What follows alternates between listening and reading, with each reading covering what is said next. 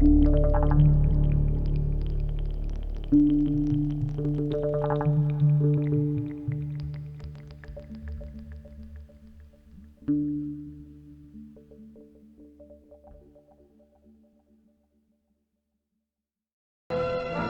crowd and pressmen waited tense while the talks went into night session.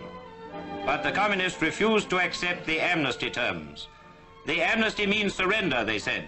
We will not accept surrender at any time. We will carry on the struggle to the last man. Thus proving beyond dispute that in their lust for power, they have no care or feeling for the ordinary people who long for the end of terrorism. There was no more that the Tunku could do without endangering the people he represents and the very country itself.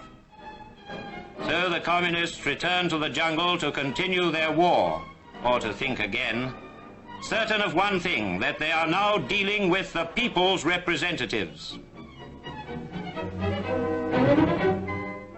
Meanwhile, the chief ministers give the press a full account of what happened, freely answering all their questions. The Tunku declined to call the unsatisfactory outcome a breakdown. He is confident that the communists are so anxious to end the war that they will be ready for further talks when he returns from London. I will never give in, he told them, and the people of Malaya are with him.